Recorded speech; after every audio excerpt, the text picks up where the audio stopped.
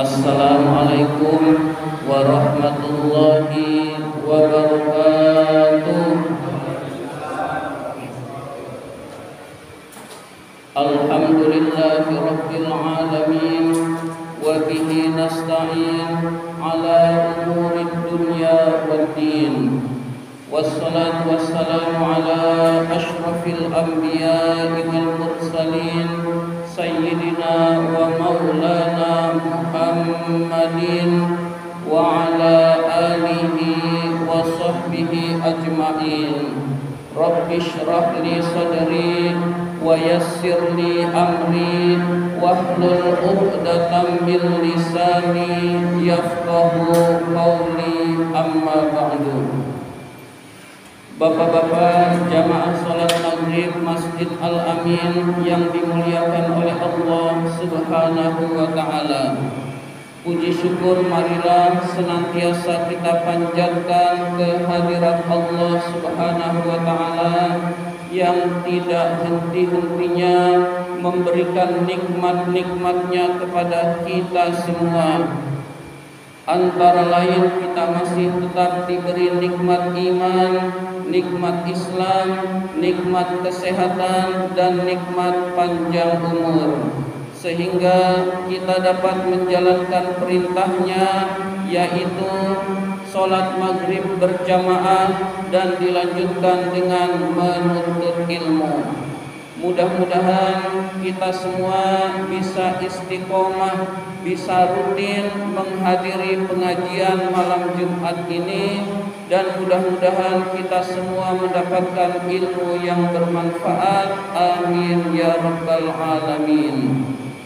Salawat dan salam semoga Allah limpahkan pada junjungan kita baginda Nabi besar Muhammad sallallahu alaihi wasallam beserta para keluarganya, para sahabatnya, dan kepada kita sebagai pengikut ajarannya. Seperti biasa, marilah kita awali taklim kita dengan membaca surat Al-Fatihah. Ila hadratin Nabi Mustafa Rasulullah sallallahu alaihi wasallam wa ila muallifi hadzal kitab Asy-Syaikh Al-Imam Barokatil Anam Abdullah Ba'lawi Al-Haddad rahimahullah, nafa'anallahu bihi wa bi ulumihi fid dharain amin. Al-Fatihah. A'udzu billahi minasy syaithanir rajim. Bismillahirrahmanirrahim. Alhamdulillahi rabbil alamin. Ar-Rahmanir Rahim. Maliki yaumiddin. Iyyaka na'budu wa iyyaka nasta'in. Ihdinas siratal mustaqim. Siratal ladzina an'amta 'alaihim ghairil maghdubi 'alaihim waladdallin. Amin. Dan marilah kita lanjutkan dengan bersolawat kepada Rasulullah sallallahu alaihi wasallam. Mudah-mudahan kita termasuk orang yang mendapatkan syafaat dari beliau pada hari kiamat nanti, dan mudah-mudahan majlis taklim kita ini senantiasa diberkahi oleh Allah Subhanahu wa taala. Ya Rabbi bil Mustafa balligh maqasidana waghfir lana ma madha ya wasi'al karami.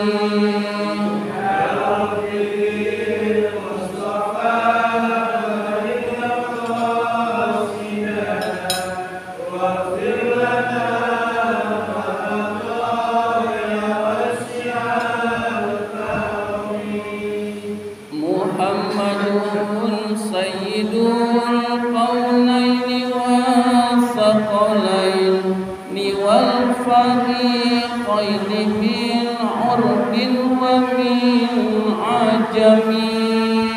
Ya Rabbi bil Mustafa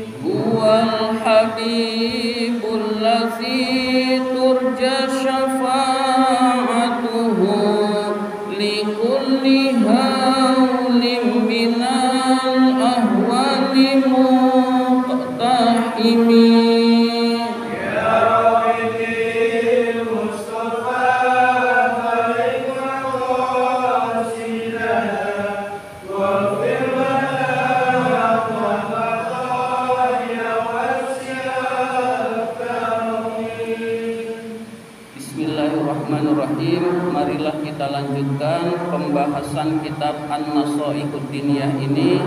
Sekarang halaman 70.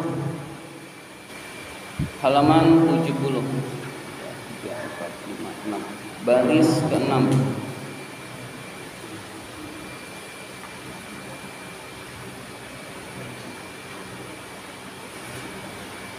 Bismillahirrahmanirrahim.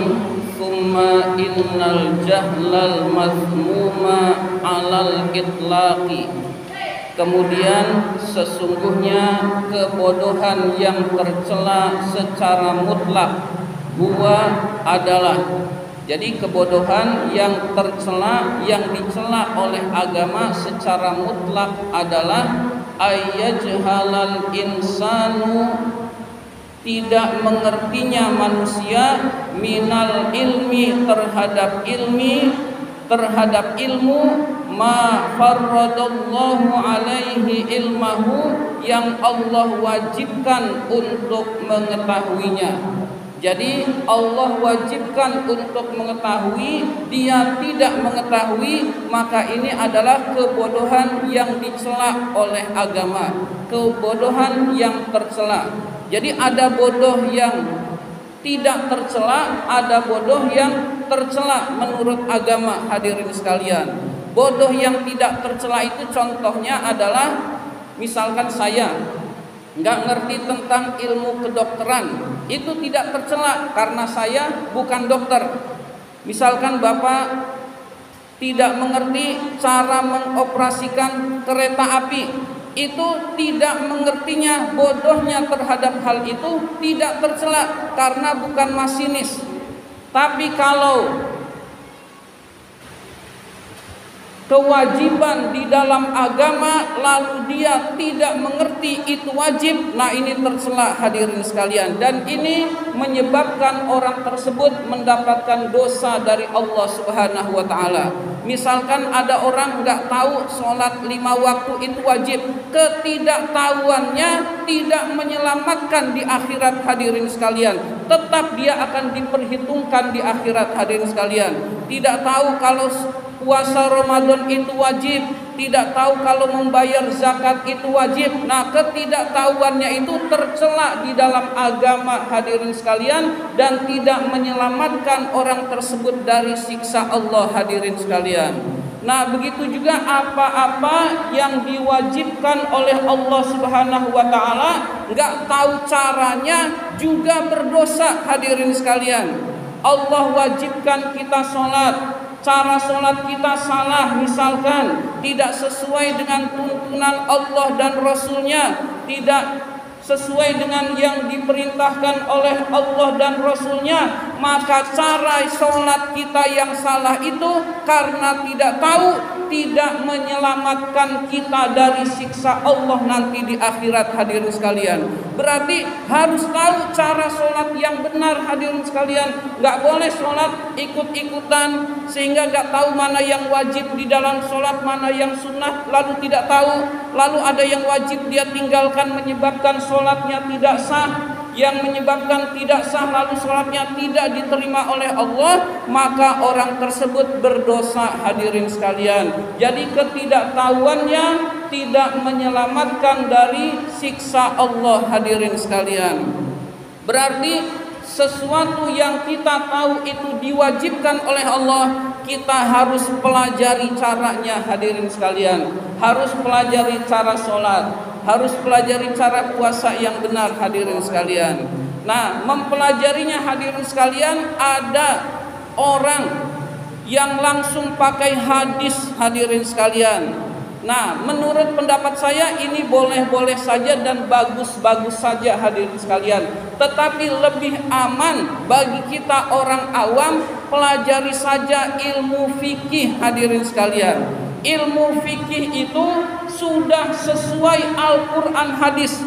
Karena ulama sudah mengkaji Al-Quran, ulama sudah mengkaji hadis. Lalu dituangkanlah kajian ulama dan hadis itu jadi ilmu fikih, tinggal diamalin hadirin sekalian. Yang membatalkan sholat apa saja dijelaskan ulama. Dalilnya mana? Ada di kitabnya hadirin sekalian. Ada di kitab syarah yang lebih tebal dari kitab itu hadirin sekalian. Jadi ulama sudah mengkaji, kita tinggal orang awam itu tinggal ngamalin ilmu fikih hadirin sekalian. Maka kalau kita mempelajari ilmu fikih lalu kita mengamalkannya, maka insya Allah sholat kita sama dengan yang diperintahkan oleh Rasul. Rasul memerintahkan sallu kama ra'aitumuni usolli. Nah, ini perintah Rasulnya. Salatlah kalian seperti kalian melihat saya salat. Jadi perintah Rasul, salatlah kalian seperti kalian melihat saya salat. Orang-orang akhir zaman seperti kita sekarang tidak melihat Rasul secara langsung hadirin sekalian, atau dengan kata lain nggak melihat Rasul hadirin sekalian. Tetapi sahabat melihat Rasul, sahabat melihat Rasul tata cara sholat. Sahabat itu berarti sesuai dengan Rasul karena mereka adalah orang yang melihat. Lalu para ulama melihat, lalu kemudian menyusun kitab fikih sampailah sekarang ini hadirin sekalian. Jadi kalau kita mempelajari ilmu fikih lalu kemudian kita amalkan, insya Allah sholat kita sesuai dengan yang diperintahkan oleh Allah dan Rasulnya. Tapi kalau kita langsung kepada hadis juga boleh. Tapi hadis itu hadirin sekalian perlu kajian tersendiri. Lalu mencocokkan antara hadis satu dan hadis lain jika terlihat ada kontradiksi misalkan, padahal tidak ada. Nah, itu yang mengertikan ulama hadirin sekalian. Maka kalau kita pakai fikih, insya Allah kita selamat hadirin sekalian. Jadi pelajari ilmu fikih tentang sholat, pelajari ilmu toharoh, karena sholat itu tidak sah, tidak diterima oleh Allah kalau wuduknya salah, kalau mandinya salah, kalau air yang digunakannya itu mustakmal misalkan. Jadi kalau tidak sesuai dengan syarat-syarat sholat, juga sholatnya tidak sah hadirin sekalian. Berarti sebelum sholat kita pelajari toharoh hadirin sekalian. Caranya berwudu yang benar, caranya mandi yang benar, mandi wajib hadirin sekalian, dan cara menghilangkan najis, itu semua kita pelajari. Jadi fikih tentang toharoh, fikih tentang sholat, fikih tentang puasa, fikih tentang haji kalau kita pergi haji, fikih tentang zakat, itu semua kita pelajari hadirin sekalian. Tujuannya agar selamat hadirin sekalian. Itu tentang fikih. Sebelum fikih sebetulnya ada yang lebih penting, yaitu tauhid. Nah, ilmu tauhid juga harus dipelajari hadirin sekalian. Kalau kita menggambarkan Allah tidak sesuai dengan yang Allah, tidak sesuai dengan hakikat Allah sebenarnya, maka sebenarnya kita menyembah gambaran yang kita bayangkan dan bukan Allah. Dan ini sebetulnya musyrik yang tidak disadari, bukan menyembah Allah, menyembah gambaran yang kita bayangkan itu Allah. Nah, ini salah. Berarti kita mempelajari ilmu tauhid hadirin sekalian. Sifat-sifat Allah kita ketahui, sifat wajib 20 wajib kita ketahui hadirin sekalian. Jadi hal-hal yang berkaitan dengan ilmu tauhid juga sumbernya dari Al-Quran, sumbernya dari hadis. Kita pelajari saja ilmu tauhid. Ilmu tauhid, ilmu fikih, lalu satu lagi ilmu tasawuf hadirin sekalian. Tasawuf juga perlu kita pelajari hadirin sekalian. Tasawuf itu mudahnya ilmu untuk membersihkan hati. Jadi kita ini akan menghadap Allah. Orang yang selamat adalah orang yang menghadap Allah dengan hati yang bersih, biqalbin salim, dengan hati yang selamat, dengan hati yang bersih. Nah, tata cara membersihkan hati, menjauhkan iri dengki, menjauhkan permusuhan, menjauhi ria, ria itu pamer, kemudian menjauhi sifat ujub, ujub itu bangga terhadap amal lalu meremehkan orang lain, dan itu dipelajari di dalam ilmu tasawuf hadirin sekalian. Jadi ketiga ilmu ini ketidaktahuannya berdosa hadirin sekalian, ketidakmengertiannya berdosa dan tidak menyelamatkan kita di akhirat hadirin sekalian. Sama dengan orang yang melanggar peraturan lalu lintas. Polisi nggak mau tahu, dia ngerti peraturan, ngerti peraturan atau tidak mengerti, nggak pakai helm, tetap ditilang hadirin sekalian. Jadi nggak bisa beralasan, oh saya nggak tahu kalau pakai motor harus pakai helm. Ketidaktahuannya tidak menyebabkan didenda hadirin sekalian, dia tetap ditilang dan didenda hadirin sekalian. Nah, begitu juga kita di dunia ini diberi waktu, modal kita adalah waktu. Waktu itu sebagian kita gunakan buat mengerti hukum-hukum Allah, lalu kita laksanakan hadirin sekalian, sehingga kita akan selamat di akhirat nanti. Fahdhar, maka waspadalah, ayyuhal akhu, wahai saudaraku, min zalika, dari kebodohan itu. Jadi waspadalah, jangan sampai kita termasuk orang yang bodoh terhadap hukum-hukum Allah. Tidak tahu yang Allah perintahkan, tidak tahu yang Allah larang, tidak tahu. Waspadalah kita, jangan sampai termasuk orang yang tidak mengerti padahal itu diwajibkan oleh Allah Subhanahu wa taala.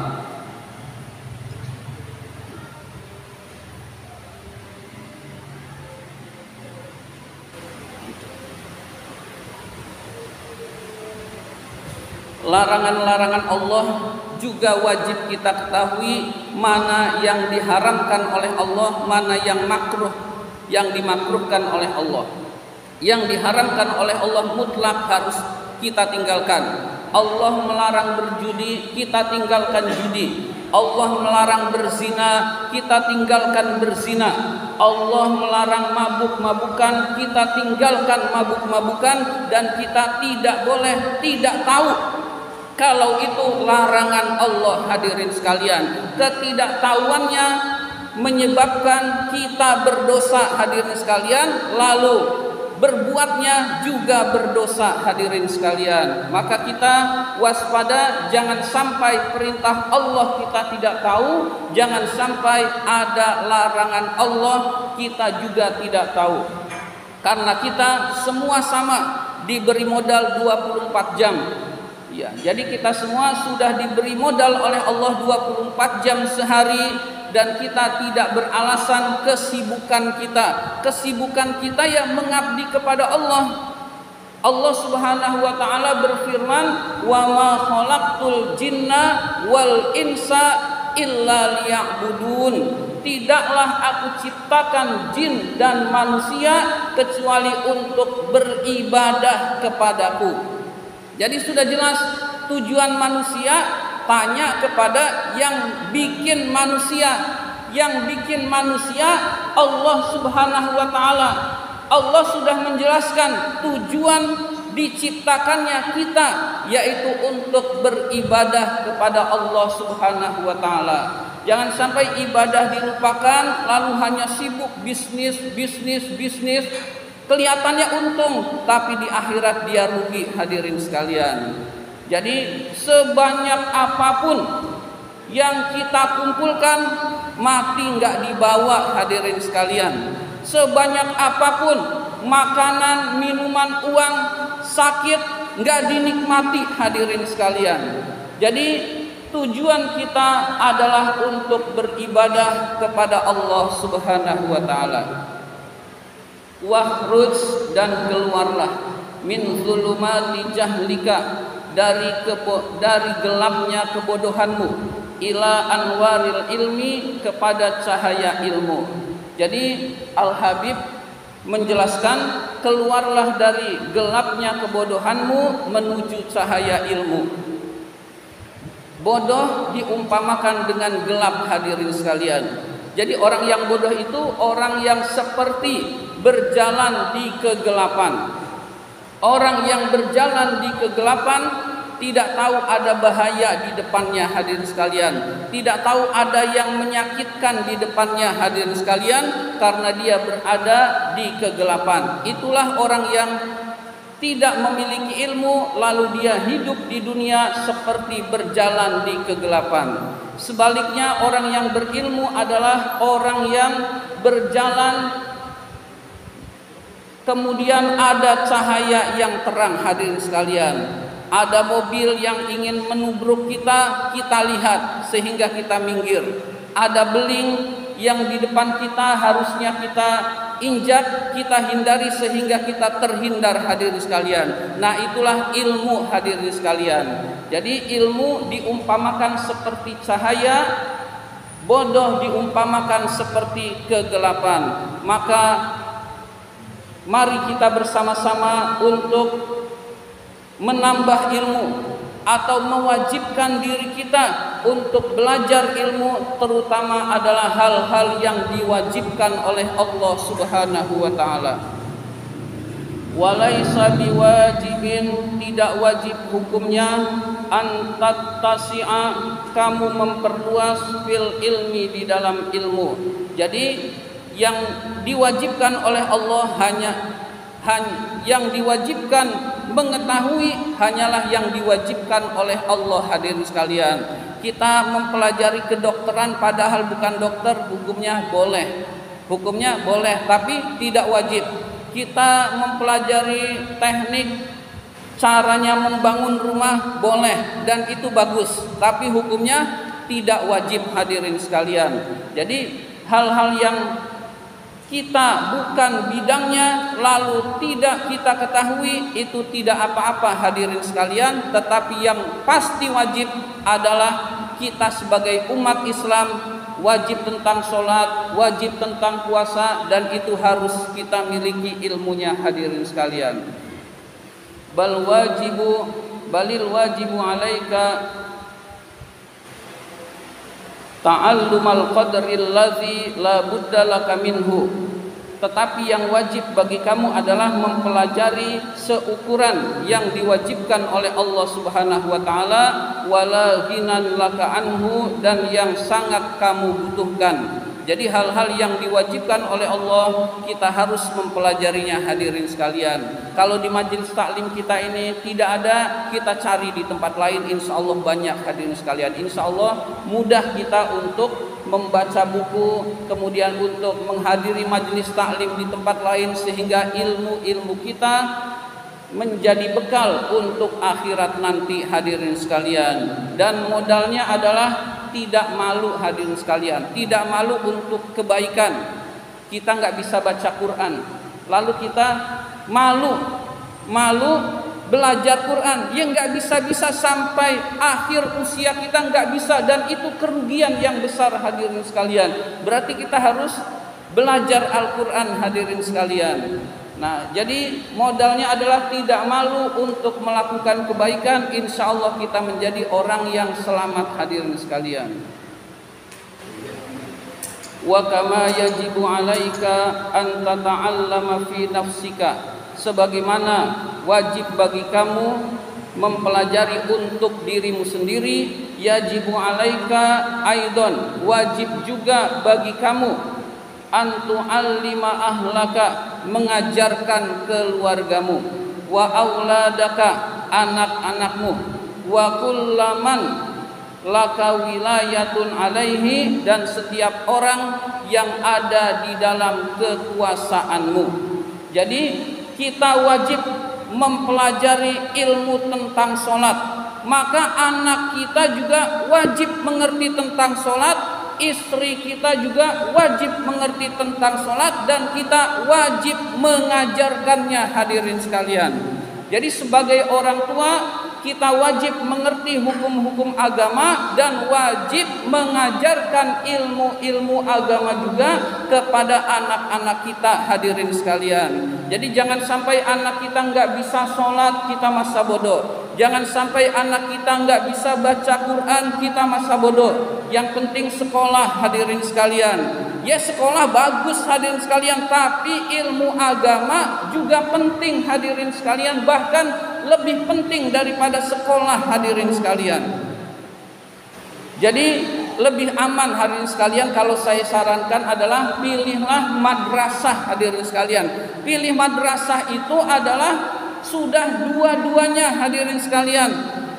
Misalkan pelajaran apa yang ada di sekolah, di madrasah ada, hadirin sekalian. Kalau kita mau renungkan, bahasa Indonesia di madrasah ada, matematika di madrasah ada, kemudian IPA atau sains di madrasah ada. Kemudian kalau madrasah itu, hadirin sekalian, ada Al-Quran hadis. Di sekolah nggak ada. Ada akidah akhlak, ya, ada fikih, hadirin sekalian, dan ilmu-ilmu lain yang di sekolah umum tidak ada, hadirin sekalian. Jadi kalau orang tua lupa ngajarin, mudah-mudahan gurunya di madrasah ngajarin dan kita tidak berdosa, hadirin sekalian. Jadi keselamatan akhirat itu sebenarnya lebih penting, hadirin sekalian, daripada kita ngejar-ngejar sekolah negeri, hadirin sekalian. Kita kalau dipikir, hadirin sekalian, ngejar-ngejar sekolah negeri itu buat apaan, hadirin sekalian? Kerja sama susahnya.